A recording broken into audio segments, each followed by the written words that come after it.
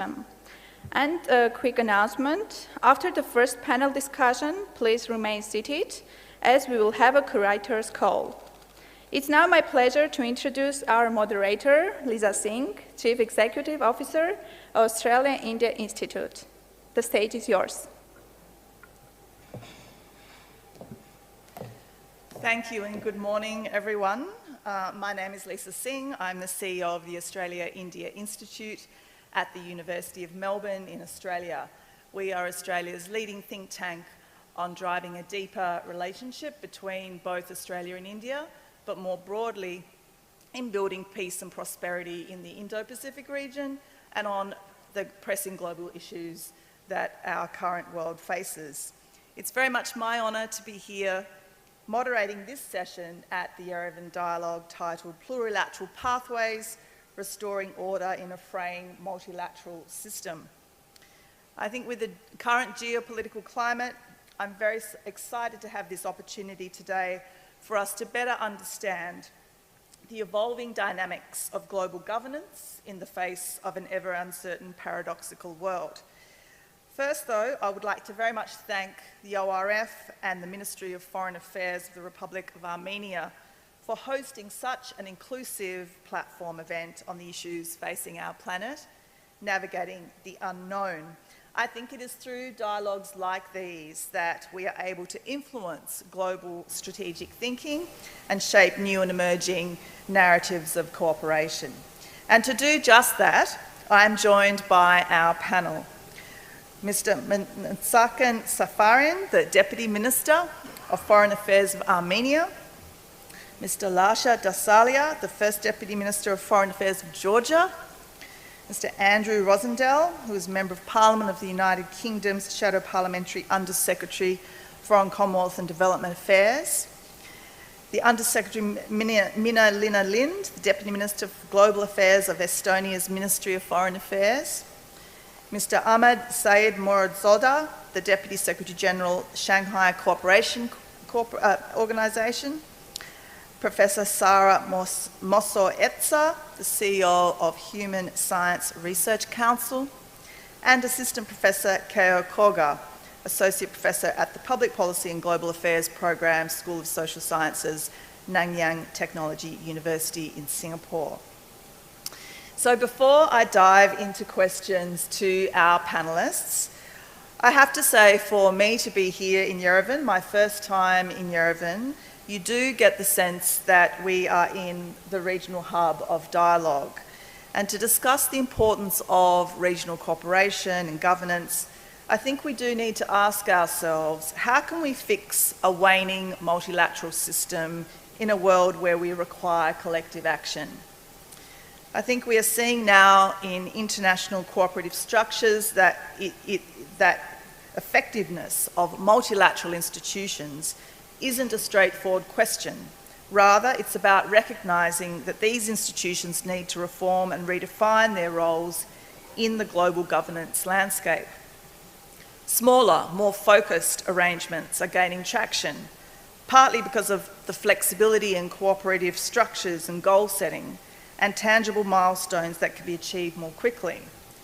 So could a move away from multilateral forums to tailored, time-sensitive arrangements be the way forward for making meaningful progress in the shared challenges across the areas of peace, security, trade and health? Or do we risk fragmenting traditional multilateral structures in the search for stable global governance? These are the questions and the reason why we are here this morning, and I want to ask our thought leaders to really dive into the themes of this topic. I'm going to ask each of our panellists a question, and then we will see how we are going for time. We do have 7 panellists on this panel, and depending on that, of course, I wish to ask and allow for questions from the floor, particularly from our young fellows. So with that, I would like to start with you, Deputy Minister Safarian. Let me begin by asking you, firstly, I know that last year at the inaugural Yerevan Dialogue here, you emphasised the increasing important role of developing countries in the current world order. And I think when we think about traditional multilateral structures faulting and the increasing popularity of plurilateral groupings, what are the sort of mechanisms that you can see could be necessary to drive and deliver the public goods that are needed for developing countries? And how can we ensure those sorts of mechanisms complement the broader multilateral goals? Good morning, everyone. Thank you, Lisa. It is a privilege, a pleasure to sit on this panel with many friends, colleagues, and new people I just met. I have to mention first that the topic of this panel very much relates to the slogan of our forum, Navigating the Unknown. And I think that we are at a time of an exploration, new exploration of international system. Which we see that the old one is defunct, and the reason for that, I think, is that developing countries need more stake, and they want more stake in and say in global affairs, in decisions, and the world needs to, the international system needs to adapt to that. But in the long term, I think that if plurilateralism is effective, it is going to become multilateral again. Because if it is effective, and the measure of effectiveness will be how much public good it delivers to this grouping, it will draw in more members, and naturally it will become multilateral. But for the time being, as they say, something is good than nothing. As far as the mechanisms are concerned, I don't see new mechanism being, there, but the old ones like summit meetings, conventions, agreements, multilateral, plurilateral agreements, international banks, they have to deliver public good to make these groupings effective. And, if we see it, we will see more countries ascending to these groupings. As far as Armenia is concerned, we are at a juncture, at a crossroads of several such plurilateral groupings, and this is why we have acquired a foreign policy of diversification and balancing and balanced foreign policy. But as a foreign ministry, as a country, we are believers in multilateralism. Thank you. Thank you, Deputy Minister. I think I'd like to ask Deputy Minister Dasalia a similar theme in the sense of the importance of developing countries needing more stake, which Deputy Minister Safarian has touched on.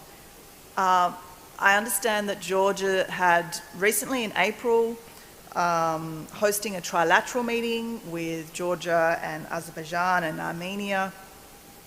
I wanted to see, in terms of that then, how does Georgia envision the role of plurilaterals in facilitating long-term stability and cooperation in the South Caucasus at least?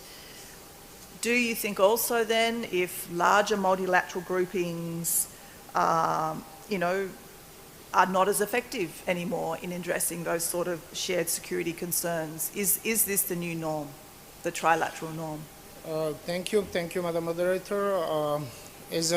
As my colleague Mr. Safarian already mentioned, we are living in quite turbulent period, and turbulent for whole international community. And we small countries feel it very directly, and maybe we are the first one who feels it, because multilateralism, while it is important for everyone, for small countries, this is the only thing we have into our arsenal to survive into this turbulent period. And in this regard, I think, though a lot of skepticism now where we are, how strong the international community, international organizations are, it is still only thing which we have and we are very much interested this to be strengthened. I just want to say that no single country in the world is stronger than international community together. Problem is that we just, as the international community, does not know how to act exactly as the international community. Now, not going into more details regarding the question in South Caucasus, and when referring to the rules-based international order, I want to say that for more than 3 decades we are as independent countries now in this region, and South Caucasus was the example of so-called zero-sum game, when everyone was against everyone, when everyone's considering if he was gaining, someone had to lose. And when referring to last month's meeting, I want to say that maybe this is first attempt when we want to develop win-to-win approach in the region. And not disclosing the details, I'm very pessimistic after this first meeting that we will be able to go in this path. Start was very good, not talking about the details more, but I think that's exactly when we are developing the approach where to find the areas, to find the way how to everyone can benefit from regional cooperation. And of course, this will be based on general rules we all are adhered to. Maybe I'll stop here, and we'll later, if there will be time, have time more to elaborate more through the questions. Maybe. Thank you very much, Deputy Minister. I think, it'd be good to now, focus a bit on a specific issue when we talk about the landscape of global governance. So, Andrew Rosendale, I'm going to ask you particularly about trade liberalisation, because I know you have an interest, particularly in the UK becoming the 12th member of the CPTPP recently, which obviously we all know as the longest adjective of comprehensive progressive agreement for Trans-Pacific Partnership. But in terms of trade liberalisation, and we think about multilateralism in that space, we've had Trump's assault on the multilateral order through tariffs throughout the world. We've got a whole new agenda now, I think, when it comes to trade and multilateralism. So I was going to ask you in the sense of, with the US's absence in the CPTPP, do you see this sort of plurilateral as pushing out the boundaries of trade liberalisation for the collective good? And therefore, is this the new normal when it comes to engaging on trade on the international stage? So, good morning everyone. Thank you, Lisa. It's a pleasure to be here in Armenia again and to see the incredible success. Nobody told me I had to put the microphone on. Anyway, good morning everyone. It's great to be back in Armenia, and last time I was here was 1999. What an incredible turnaround this country has seen, particularly in the last few years. And it's a testimony to the people of Armenia and the government of Armenia that we now are seeing a country which is coming on leaps and bounds in terms of prosperity, in terms of trade and international cooperation. And I remember in 1990 that our then Prime Minister Margaret Thatcher came to Armenia to open a new school in Gyumri, where there had been this dreadful earthquake in 1988. And it's that friendship and cooperation that I believe Armenia is in a perfect place to promote in the years to come, and not necessarily in a multilateral way, but in a cooperative way between nations. Multilateralism only works if you have strong nation states. If you diminish the power of a nation state, then you actually have much weaker multilateral cooperation. So everything we do globally has to be based on strong nations. And that is why I'm afraid many of the old multilateral organizations that we've grown to accept as the norm are no longer the norm and no longer necessarily acceptable. And that's one of the reasons why the United Kingdom left the European Union. And it's one of the reasons why our focus now is on Britain as an independent nation, striking new agreements on trade and cooperation with countries around the world, but making laws that suit the interests of the United Kingdom. So I would say to all delegates here, but particularly our dear friends from Armenia, that let's not get too bound up with the idea that everything has to be multinational, that actually bilateral cooperation is really more important. You build those relationships, those friendships, those understandings and that cooperation globally. Now, Britain has always done that throughout our history, and we're doing it again today. That's not to say we don't want to participate. The CPTPP has already been mentioned, and that we hope is going to be a vehicle for prosperity and free trade with like-minded countries in the Asia-Pacific region. But ultimately, without a strong nation-state, you don't have strong global cooperation, and that's really the message I'd like to project at this conference today. But 3 cheers for Armenia. It's a fantastic country. It's upheld the Christian heritage, and in a very troubled region, I really hope that Armenia has a strong and proud future ahead of it, which I truly believe it will. Thank you very much. Well, thank you very much, Mr. Rosendell. I'd question whether President Trump would think that the US is not a strong nation state, and yet it has withdrawn quite a lot from the multilateral landscape. But let's move on and see if we can come back to explore that a bit further a bit later. I want to ask a question to Deputy Minister Minna Lindh from Estonia, and I think given Estonia's strong commitment to multilateralism, such as through its bid for a seat on the UN Human Rights Council, how do you see plurilateral arrangements potentially enhancing human rights or not enhancing human rights? Thank you so much, and I'm really happy to start by drawing on our host, the Prime Minister of Armenia, the Foreign Affairs Minister of Armenia, who spoke yesterday morning about this very fragile state we are having in the international kind of order. And of course, the problem is that many countries would like to move away from the United Nations. And that is a question, why is that happening? Of course, for us, the main example of what is wrong with that international system is the fact that we have a permanent member of the Security Council, that being Russia, who is aggressor and is already waging a very long war of aggression against his neighbor, Ukraine. So how do you fix something like that? I think, every country is probably looking at it from different angles. What relates to human rights issues, it is the case that if they are not universal, as it should stem from the United Nations, then I think we are weakening the overall system and what we have seen. Of course, it is totally understandable that like-minded countries who are willing to or wanting to pursue different issues come together. Sorry.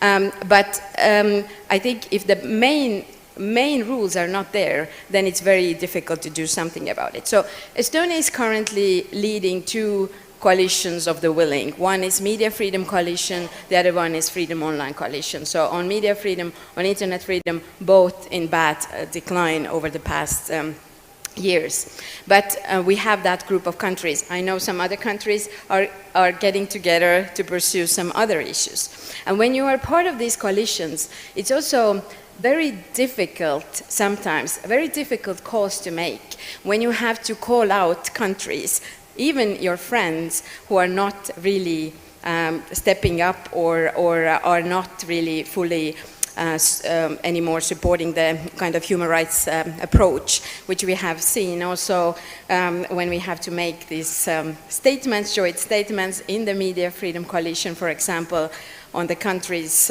which have been our long-time friends and partners in the past, for example, Georgia for that matter, in the recent months. But this is the responsibility, and also, of course, in bilateral relations, it can be also sometimes very difficult to make these calls. But this is a value-based organization. Thank you. Thank you so much. I think now I'd like to ask Mr. Saeed Muradzoda, because you are part of a plurilateral, being the SCO, and then again you also have quite a bit of extensive experience in multilateral cooperation as well. So in terms of the SCO and its efforts in the region that it's responsible for, particularly through the security focus domain, how do you see the SCO complementing or indeed competing with other regional structures? Thank you. I will start by thanking our host, the Foreign Ministry of Armenia, first of all, and congratulate them with the excellent organization. SCO, Shanghai Cooperation Organization, is participating in the Yerevan Dialogue for the first time. So it would be great, we'll be happy to share our views. First, I will start with saying that indeed the institutional capacity of the multilateral structures, there is a lack of capacity to adequately counter challenges and threats. The SCO, thanks to the efforts of the member states, it is characterized by a stable state and ability to ensure a high-level security in the region of its responsibility. So we are not going wide. And I can say that the SCO is a good example of the multilateral structure and at the same time plurilateral structure if there is a need to solve the specific issues. Now, what is SCO today? It's 25% of the global landmass, 42% of the world population. We have China and India as a member states, and 24% of the world GDP.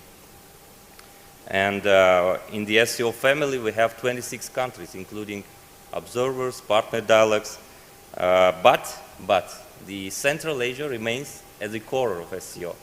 So, and we are proud to say that we have been able, through the 24 years, to build one of the largest systems of the regional security as well. And this is done because of the several important features. First, SCO, it's very important to note, is not a military bloc. It's not an alliance focused in confrontation with someone else, some countries. Second, there is no security principles in the legal base of our organization. And third, SCO has consistently adhered to the principle that the bilateral disputes cannot be the agenda of the organization. And the fourth, there is a fundamental principle. All the decisions are made by consensus. Returning to your question on our efforts, I will give you some examples, for instance, on security issues. SCO, within the SCO, the unified definition of international terrorism is explored. It is enshrined in the Shanghai Convention of Combating Extremism, Separatism, and Terrorism. Right, it was adopted several months in advance of the tragic events in New York on September 11. Second, we have special organs or institutions like the SCO Regional Anti-Terrorist Structure. And we are now working, taking the great challenges on the security issues. We are now working to establish several mechanisms, additional mechanisms on security issues, like the Universal Center for Tackling Challenges and Threats, with 2 branches, one in Bishkek in Kyrgyzstan, and also we will soon establish the SCO Anti-Drug Center in Dushanbe in Tajikistan. And regarding drug, here's an example. During the last 10 years, the target work of our member states has contributed to the withdrawal or seizure of about 14% of the world drug circulation.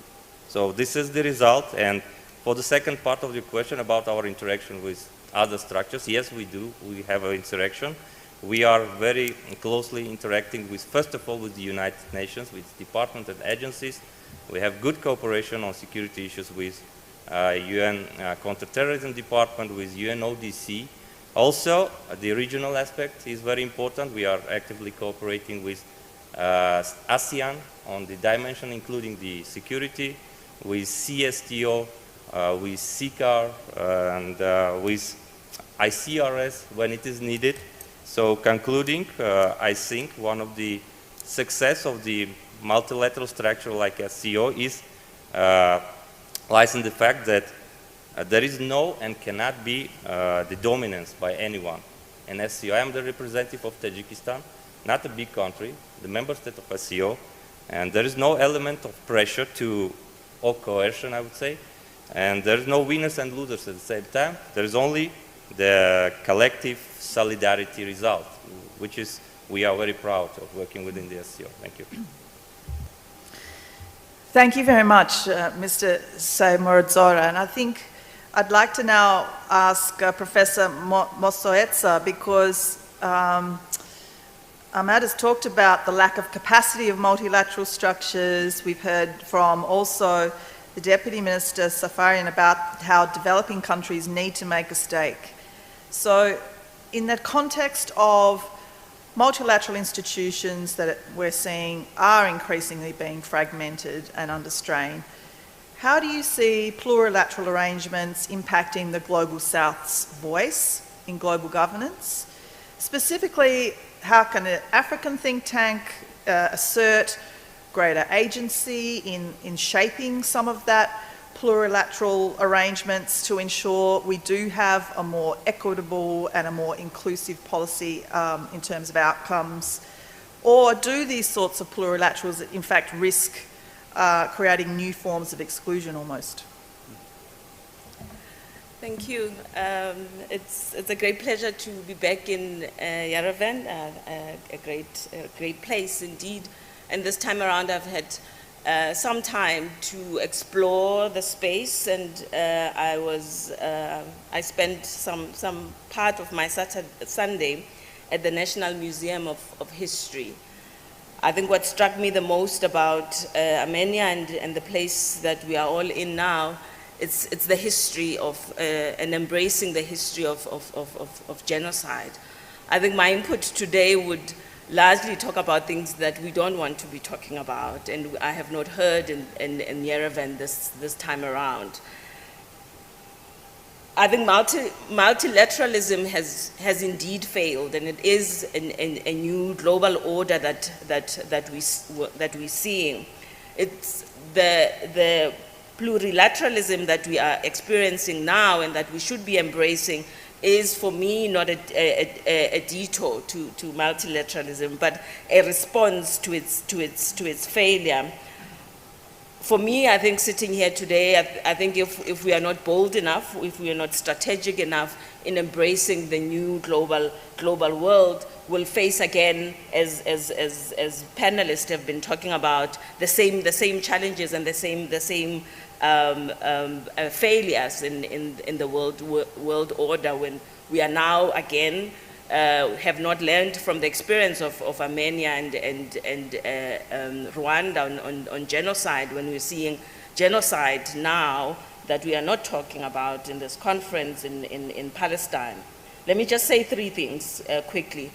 For me, I think it's no news that South Africa is part of the G20. We are indeed hosting G20 this year. We are a serious player inside BRICS. We are a part of BRICS, and therefore it's been a beneficiary.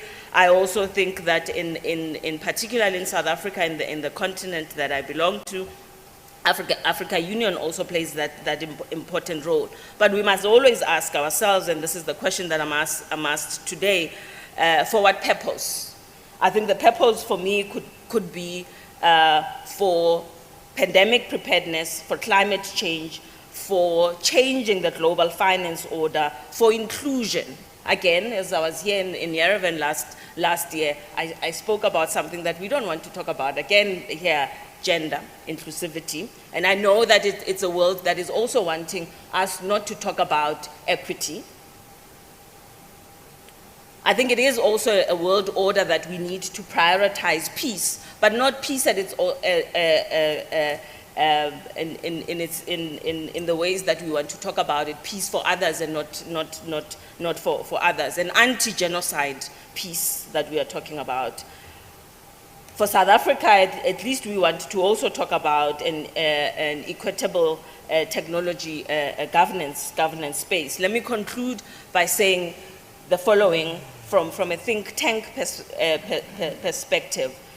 Africa, South Africa, has always been seen not as an innovation space, but rather a space where we do other things, expropriate and do other things. But I think for me, the plurilateralism offers us a space in South Africa and the continent, a world where we are seen as equal players, a world where there is indeed coalition and coalition building and collaboration, and indeed a world where we definitely want to see the institutionalization of science diplomacy. Again, thank you very much for the question and for being here. Thank you very much, Professor Mosoetsa, and for raising some important issues, particularly in relation to gender. I think it gives us food for thought in terms of, if we do have a failing multilateral system, who are the biggest losers here? And that's perhaps a question I could do a whole nother round on this panel with, but I'm probably not going to get that luxury of time, because I do now need to ask Assistant Professor Koga. Professor Koga, obviously Sarah's talked about BRICS, G20, we've talked about SCO, there's been a bit of canvassing of plurilaterals throughout this panel so far. I know your research focus is very much on regional institutions in the Indo-Pacific. I guess I want to ask you specifically then how you see plurilaterals working to provide consistency in that region. Do you think there is a possibility for institutional clash? I'm thinking there about ASEAN, and I'm thinking about the Quad, for example. But there could be others. Are we doing that overlaying too much, or are there distinct sort of lanes of cooperation? Thank you very much. Thank you for inviting me to this interesting panel, and I would like to also thank the Ministry of Foreign Affairs, Armenia, and then the ORF for holding this important conference. So regarding to the question about the plurilateralism in the Pacific, I think it's been there for a long time. If you look around in the Pacific institutions, including the ASEAN, Association of Southeast Asian Nations, SCO, and also the SARC and other institutions, they are there. And then always, when we look at that, there are tensions between the regional organizations and also regional organizations and then global institutions like the United Nations. The United Nations actually try to facilitate certain kind of liberal values to the local areas in the Pacific, which is not ready to take. So in that sense, I think the regional institution helps facilitating creating the bridge between the global institutions and also regional institutions, and that's what the Association of Southeast Asian Nations, ASEAN, actually did in the past. So obviously, there is a clash, but then what I actually want to emphasize here is that those kind of relationships are pretty much evolutionary. When they actually talk to each other, when they actually coordinate policies, find out the area of cooperation in particularly the non-traditional security issues, social, cultural, or socio-economic development, they could actually have the area of cooperation. And this is what the ASEAN and then the Quad actually achieved. First, when the Quad, the 4 countries, the cooperative framework between the United States, India, Japan, and Australia had emerged, then ASEAN was kind of anxious about it, because those are the major powers in the area. They are actually leading the international rules and norms, so that they consider, ASEAN countries consider that they may get marginalized diplomatically and also the materially. So what happened was the ASEAN actually observed, and then through the certain kind of opinions and then also the suggestions to the Quad members, and then the Quad actually took it like into their agenda. So if you look at the agenda items of the Quad in the past couple of years, you could actually see the several the socio-cultural development items, and also the non-security, the traditional security items like humanitarian assistance, disaster relief, education, the infrastructure, etc., etc. So then the ASEAN actually accepted to some extent the Quad existence, and then even though they may not like reach the point where they could actually coordinate policies and then facilitate cooperation institutionally, they could actually communicate with each other and then try to be more kind of find out the division of labor between those kind of institutions. And then not only the Quad, but I think we could actually see this kind of phenomenon between the regional organizations. So now we actually see the ASEAN cooperating with the EU, ASEAN cooperating with the GCC, and then other regional organizations. So in that sense, yes, we could actually see the tensions and clash like at the beginning, but then probably like when we coordinate and then talk to each other, facilitating dialogue, that actually creates the more kind of the clear idea what we can actually cooperate and then what we could actually achieve the stability in the region. So I'll stop here. Thank you. Thank you, Kei Koga. And I think we've had quite a good foray of some pessimism, some optimism in terms of what the future might look like for global cooperation. But I think a clear theme was from all of the panelists that the current multilateral system isn't working, has frayed and fragmented in terms of the times that we currently live in. I wanted to ask you, therefore, Deputy Minister Safarian, what's your response to what you've heard here in terms of that? We obviously know that the United States has really been one of the major architects of global multilateralism for the past 80 years. And yet with Trump's withdrawal from that stage now, are we seeing the era of multilateralism really being over? Thank you, Lisa. I want to thank fellow panelists for their remarks, and particularly Mr. Rosendale for his inspiring remarks on my country, about my country. When Armenia was becoming independent, when it became independent in 91, we were strong believers in nation state.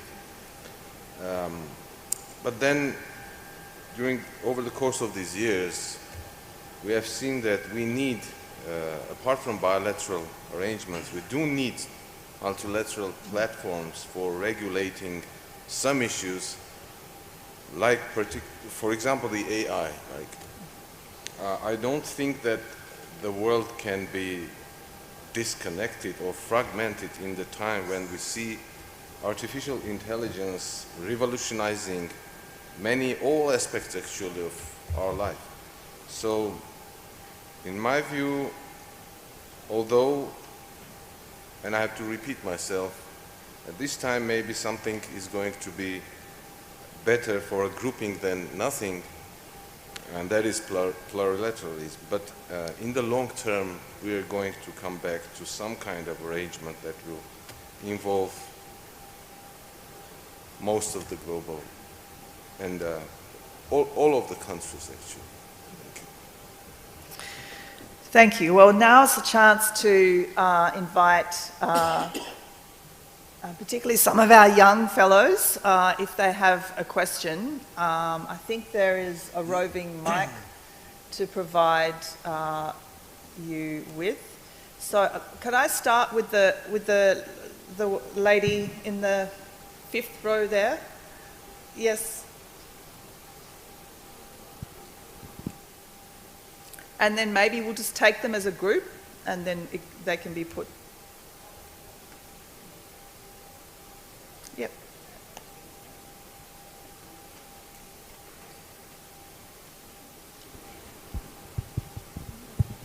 Thank you. My name is Aisha Banerjee. I'm from India. Mr. Rosendale spoke about bilateralism and forging stronger relations. My question is related to that. It's on similar lines. In India, our conversation has now shifted to interest-based alliance or issue-based alliance, or what we call multilateralism. So I wanted to know your thoughts on that. Do you see it as a more realistic or, dare I say, effective framework for the future? Thank you.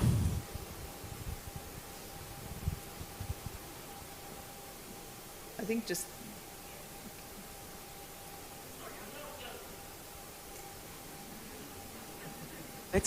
Hi there, my name's Rupa Huck. I'm a Member of Parliament from the UK, so I know Andrew Rossendale very well. My question was about aid cuts. I don't think I heard it from any of the panellists, but it's another, obviously, withdrawal from multilateralism. The US aid cut is well known. That's with immediate effect, I think, suspension of all operations. We've seen in Gaza the aid blockade for quite a long time. I think it's partially restricted, softened now. So my question was really, with this other dimension of the withdrawal from multilateralism, are we seeing government by focus group? Because presumably these things are being done because the general public thinks, why are we chucking our money away at these people? And I've seen from my own inbox, the British public are very sympathetic towards the Gazans and the aid cut there. So just a comment on aid. I understand that aid cuts across the Western world are fairly common now with the move towards defence spending. So just I wondered what the panellists thought of aid cuts. Okay, we've got time for one more.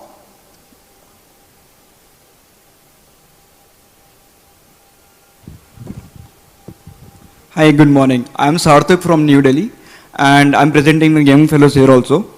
So my question is again to Mr. Rosendale. So given the recent UK-India FTA and UK's accession to the CPTPP, do you believe this could encourage India to consider joining the CPTPP, particularly as a strategic response to Trump tariffs? Thank you. All right, thank you. We've literally down to the wire, so I think we'll take that one from the gentleman here. His hand was up first, and then we'll put them. We might start with you, Andrew. Thank you very much. As a young fellow from the Dominican Republic, I am increasingly convinced that our region's shared multilateral responses have not been enough. And in the case of Haiti, both the UN and CARICOM, we have seen that have failed to provide decisive action despite the urgency and proximity of the crisis. So my question is, what concrete mechanisms can plurilateral frameworks offer to fill this void? Are we talking about unilateral ways of relations, or this is the end of the multilateralism as well? Thank you. Okay, so we have a bit of a foray there. I thought I might start with you, Andrew, if you'd like to respond. Okay, well, thank you very much. There's a multitude of different questions, but I think it boils down to one simple answer, that, referring to what I said earlier, that every nation needs to consider what's in its own best interests. That doesn't mean you have to be selfish and ignore global issues or the needs of neighbouring countries, but without a nation state which is secure in its own constitution and its own boundaries, and is secure in a sense that they can make their own decisions in their own interests, then multilateralism is never going to work. Multilateralism will only work if countries feel strong enough to make agreements which are for the common good. And it's also not for multilateral organisations to dictate.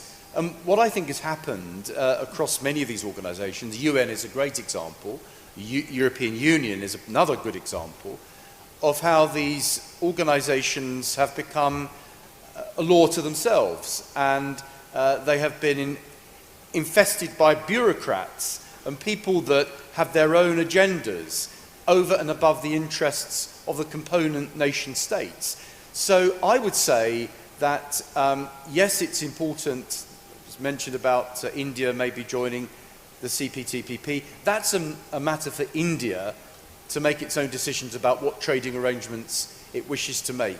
But India must do what's in the interests of India, the same as Britain will now do, I hope, in what is in the interests of the United Kingdom. Now, Rupa mentioned about aid, and certainly the UK has slashed the money we're spending on aid, and the United States have effectively cancelled it.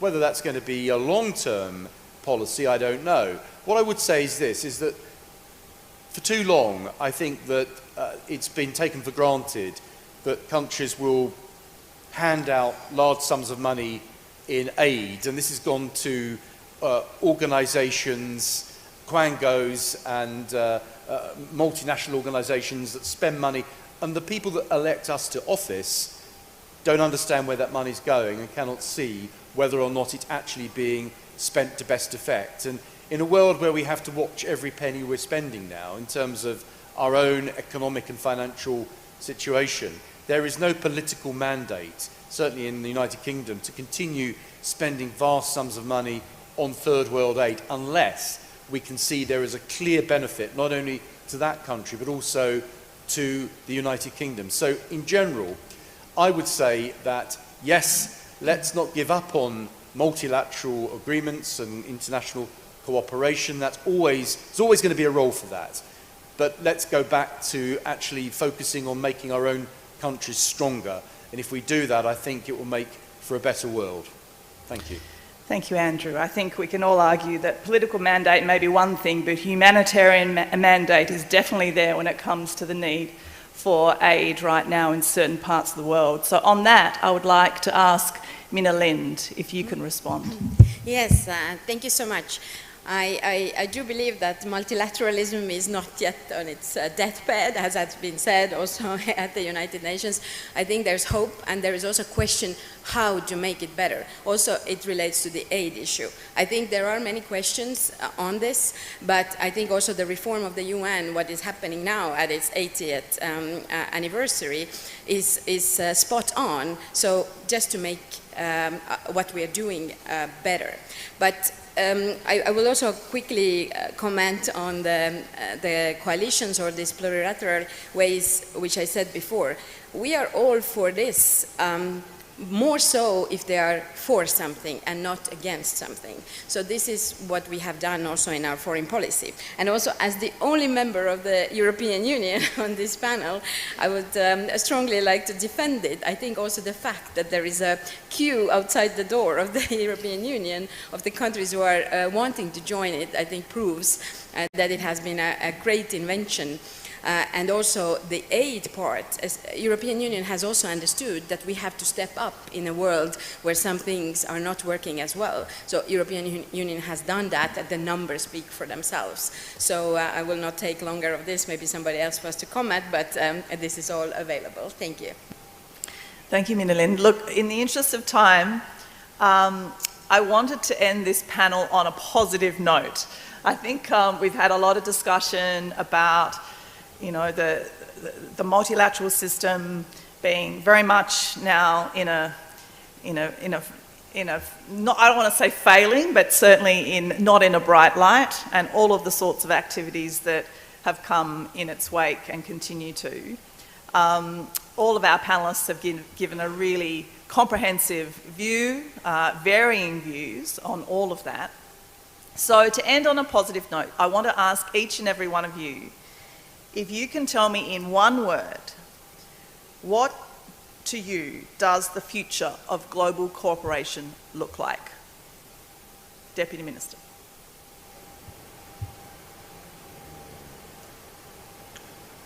Navigating together this unknown. Not in one word, but... The theme, perfect. Deputy Minister. I'll answer in 2 words. First, what it does not look. So, and here during the panel, I was hearing several things. And first of all, for me, regional cooperation is not against international cooperation. This is part of it. And second, for me it was interesting listening to the questions, but we still are asking questions, which is normal, and that we still are asking questions from perspective of our own interests. Let's say. Interests are important, but there have to be multilateralism to be strong together. I believe it is, but and again, national interest never is against international interest. It's just part of it. Thank you. Andrew, future of global cooperation?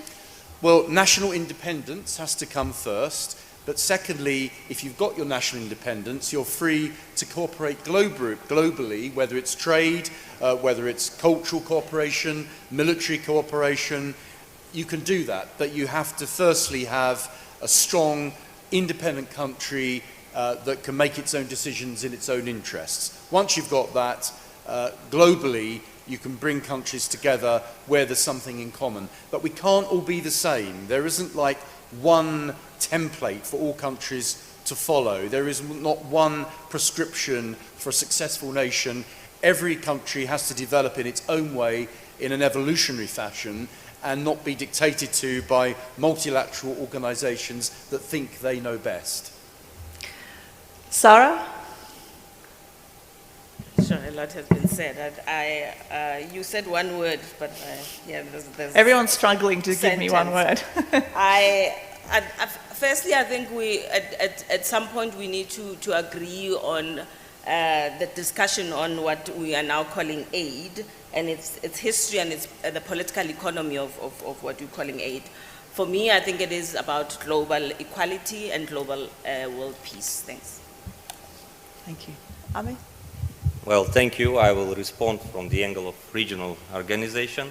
In the circumstances where we see the multilateral structures, the ability of them to withstand crisis is decreasing. There is a necessity to strengthen the institutional capacity, which is very important, should be based on the real assessment of the situation in the ground.